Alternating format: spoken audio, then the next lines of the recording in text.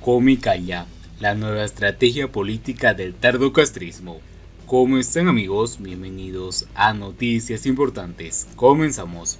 Parece que el presidente y títere castrista Miguel Díaz-Canel comenzó a matar al padre político, anunciando la liberación de la producción y la venta de carne de res, y tronando al ministro de Agricultura en vísperas del octavo Congreso del Partido Comunista de Cuba, que jubilará al general del ejército Raúl Castro. Todo esto en medio de un creciente notable del nivel de pobreza y la desigualdad en Cuba. A la espera de leer detenidamente las nuevas normas, el anuncio presidencial es positivo, porque a una demanda largamente acariciada por los cubanos y reclamada por economistas dentro y fuera de la isla, posibilitando al mandatario retomar la iniciativa política, tras más de un año temiendo un estallido por el descontento popular y la defensiva frente a opositores y activistas, el coronavirus y las broncas internas entre los militares y los civiles dinosaurios y reformistas. Pero habrá que comprobar si el gesto presidencial es el inicio definitivo de la democratización de Cuba, incluida la eliminación de la hegemonía del Partido Comunista de Cuba y el crecimiento de los derechos políticos, humanos y civiles de los cubanos, o solo se trata de otro embaraje para salvar el ININ del cónclave comunista y comprar tiempo político. El slow placed de Joe Biden en las relaciones bilaterales, los conteos de protección de Rusia, China y Angola y el desastre venezolano también han influido en la cúpula tardocastrista. Ponerse a jugar con gasolina frente al fuego puede ser lo peor para la cobardada élite anticubana, y otro engaño puede acabar llevándose por delante a la cúpula, porque los cubanos han sido empobrecidos, pero no son tontos y saben que los países prósperos y sostenibles son aquellos donde rige la democracia, el respeto por la propiedad privada, la transparencia judicial y administrativa. La Habana sabe que deberá cambiar los contratos leoninos que imponen a los médicos y demás personal sanitario alquilados a países externos, porque su postura resulta indefendible, aunque siga cacareando solemnes de curación y ensayos vacunales de una potencia médica que dejó de existir tras el derrumbe soviético. Y el reto no es menor, porque es la principal fuente de ingresos de Cuba, que sigue gastando $2.000 millones anuales en importar alimentos. La movida gubernamental dejó una imagen para la historia del vernáculo cubano. Machado Ventura, interpretado por el viejo Chichi, balbuceando que los planes de producción deben ser tensos, frase que contrastó con una reciente del primer ministro Manuel Marrero Cruz, pero tampoco panes. Obviamente, el anuncio o falta de concreción práctica abre un rayo de optimismo en la deteriorada Cuba, y es una desautorización en la obsesión castrista de mantener sumergidos a los cubanos mediante la técnica de la indefensión aprendida, como parte de la cultura de la pobreza impuesta por la mayoría de la élite, que ahora teme ser barrida por una revuelta popular. La carne de res forma parte del imaginario popular por tradición familiar, que reserva el bistec para los niños y fines de semanas, y por los largos años de carencia crónica, la ternera y experimentos del invicto comandante en jefe, con gandul, ubre blanca, levadura torula, tilipia, clarias y moringa, como parte de la cuidadosa demolición a la que sometió a Cuba, sumida en el general deterioro que implica no poderse comer ni un rico picadillo a la habanera con un arroz blanco y papitas. Las aceitunas, alcaparras, aceite y pasas, mejor no hablemos, con el amor no viene al caso. El truene del ya ex ministro de Agricultura, Gustavo Rodríguez, es completamente injusto, porque el verdadero culpable de la crisis alimentaria de Cuba es el comunismo de compadres, enemigo de la libertad en Cuba, y el egoísmo de la casta verde oliva, que prosigue construyendo activos inmobiliarios en zonas nobles de La Habana, mientras regatea el dinero para poder comprar alimentos y medicinas en medio del peor azote del coronavirus.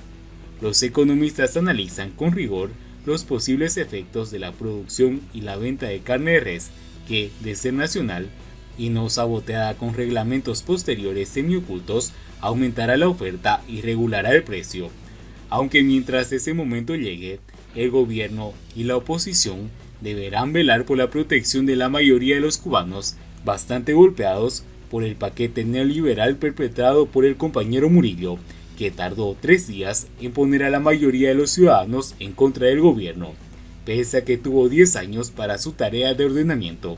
En el ámbito jurídico también habrá consecuencias, pues habrá que adecuar las sanciones de hurto, sacrificio ilegal, venta y recepción de ganado mayor, sin dejar de proteger a los productores, intermediarios y vendedores, obligados a entender que no se pierda una vaca del camino al matadero, donde los cuchillos tendrán que retroceder fino ante los ojos de los interesados que en el negocio sea redondo. Si comerse un pan con bistec llegara a ser rutina, el presidente Díaz-Canel habrá triunfado, siempre que tenga en cuenta que no solo de carne viven los cubanos, también de deseos de libertad política, de prensa y de expresión, aunque tardarán un tiempo en acostumbrarse a no camuflar la sabrosa carne de ternera con sus conversaciones cotidianas, ahora solapadas como tilapia de potrero o come o calla, que podría ser la próxima tentación vana del tardocastrismo, arrinconado por sus miedos, desconfianza e incapacidad para asumir como lógico lo que ya es normal en las calles de Cuba. Siguiendo con las noticias, régimen cubano mantiene cerco a la sede de la UNPACU en Santiago de Cuba. Por el momento, la estrategia del Ministerio del Interior no es impedir el paso de los ancianos y los enfermos que acuden a la sede de UNPACU en busca de medicinas y alimentos, sino intimidarlos con multas y hasta detenciones. Menos de 72 horas duró la normalidad para los pobladores de Reparto Altamira, en Santiago de Cuba. Este 12 de abril, efectivos del régimen volvieron a tomar la zona para impedir que los miembros de la Unión Patriótica de Cuba, UNPACU, continuaran adelante con su proyecto de asistencia a personas necesitadas, después de que el régimen cubano retiró sus oficiales que por más de 20 días mantuvieron militarizado el perímetro donde está ubicada la sede principal del grupo, con más de 80 personas que acudieron a la organización para recibir alimentos, medicinas y otros insumos básicos. Sin embargo, un número menor de efectivos policiales se ha reubicado en ambas esquinas de los 3 domicilios que conforman la sede de la UNPACU. Hasta el día martes, la seguridad del Estado no había atacado directamente a los activistas que a diario acuden a ese lugar. Sin embargo, en el transcurso de la mañana fue detenido Alexis Rodríguez Chacón, integrante de la UNPACU y promotor de Cuba Decide. Fui detenido por 5 integrantes de la policía política y llevado a una patrulla hasta la unidad policial El Palacete por casi 6 horas, confirmó el opositor encargado de comprar los alimentos destinados al comedor comunitario. Rodríguez Chacón fue acusado por oficiales de la seguridad del Estado de terrorista y resultó multado con 4.000 pesos por varios carteles que aparecieron en diferentes puntos de la ciudad. Me acusaron de terrorista porque pertenezco a UNPACU, que, según ellos, es un grupo terrorista, y me multaron por carteles que yo no puse. Cuando yo los pongo los asumo. Es parte de mi activismo en favor de una Cuba libre, señaló. Pocos días antes, el activista ya había sido multado con 3.000 pesos por el mismo motivo. José Daniel Ferrer, coordinador general de la UNPACU, asumió la autoría de los carteles. Sin embargo, señala la seguridad del Estado que no se ha atrevido a buscarlo.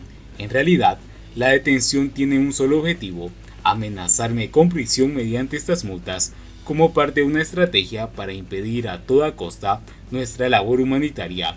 No quieren que la UNPACU ayude al pueblo, esa es la verdad, declaró Rodríguez Chacón, quien además de la sanción, confirmó la confiscación de 320 pesos destinados a la compra de 2 litros de aceite. Por el momento, la estrategia que está implementando el Ministerio del Interior no es impedirle el paso a los ancianos y a los enfermos, sino intimidarlos con multas y hasta con detenciones para que por decisión propia no acudan a la sede de la UNPACU. Este 14 de abril, Ferrer alertó sobre una extraña disminución de las personas que acudían regularmente en busca de ayuda. Nos confirmaron la detención de Miriam Paz, que también está en el Palacete. También nos extrañó la ausencia de estos casos puntuales. Tememos que se hayan usado métodos más fuertes que los que se han venido implementando durante todos estos días.